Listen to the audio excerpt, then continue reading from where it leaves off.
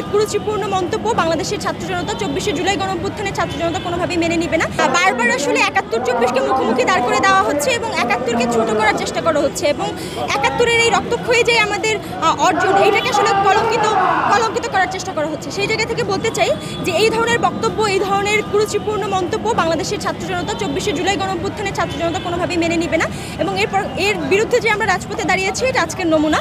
ভবিষ্যতে কেউ যাতে এই ধরনের দুঃসাহস 24শে জুলাই গণঅভ্যুত্থানকে নিয়ে এই ধরনের কুরুচিপূর্ণ মন্তব্য করার আসলে দুঃসাহস না করতে পারে, সেটার জন্য আজকে আমাদের এই কর্মসূচি। এবং আজকে দেখলাম যে আমাদের এই কর্মসূচির পরে তাকে শোকজ একটা নোটিশ দেওয়া হয়েছে।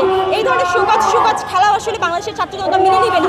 তাকে সরাসরি তাদের দল থেকে সকল প্রকার পদ থেকে স্থায়ী বহিষ্কার করতে হবে, এই দাবি আমরা জানিয়েছি। যে বিচ্ছিন্নভাবে বিএনপির অনেক নেতাকর্মী আসলে জুলাই গণঅভ্যুত্থানকে হেয় করে অনেক ধরনের বক্তব্য দিয়েছে এবং সেইটার বিরুদ্ধে তাদের দলীয় হাইকমান্ড থেকে আসলে কোনো প্রকার ব্যবস্থা নেওয়া হয়নি। এই বিষয়টা আরও বেশি আশঙ্কাজনক। তারা কি ইচ্ছাকৃতভাবে দলীয় নির্দেশনায় এই ধরনের বক্তব্যগুলো প্রচার করছে নাকি বিচ্ছিন্ন মতামত, এটা আসলে খতিয়ে দেখতে হবে এবং এইটা আমরা বিএনপির ঊর্ধ্বতন ব্যক্তিদের কাছে প্রশ্ন রাখতে চাই। আপনাদের এই বিষয়ে আপনাদের মতামত কি? আপনারা কি তাদের বক্তব্যগুলোকে সায় দিচ্ছেন, প্রশ্রয় দিচ্ছেন, নাকি এইটা আসলে আপনারা নিজেদের দলীয় স্ট্র্যাটেজি হিসেবে ব্যবহার করছেন?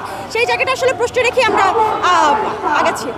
আমরা দেখেছি বারবার বিভিন্ন সময় যখন 24শে জুলাই গণঅভ্যুত্থান নিয়ে কথা আসে তখন সেই জুলাই গণঅভ্যুত্থানকে হেয় করে দেওয়ার জন্য কেন জানি না 71কে টেনে সেটাকে মুখোমুখি দাঁড় করানো হয়। এটা আমাদের জন্য এবং জুলাই গণঅভ্যুত্থানের শহীদদের জন্য থেকে শুরু করে আমাদের 71-এর যারা আসলে যোদ্ধা ছিল তাদের জন্য আমি মনে করি সবার জন্যই আসলে বিষয়টা লজ্জার। কারণ এই 24-71 কেউ কারো মুখোমুখি নয়, কেউ কারো বিরোধী কিংবা পরস্পর বিরোধী নয়। সেই জায়গা থেকে আসলে আমরা বলতে চাই যে এই ধরনের অপপ্রচেষ্টা যারা করছে তাদেরকে বাংলাদেশের ছাত্র জনতা রুখে দিবে।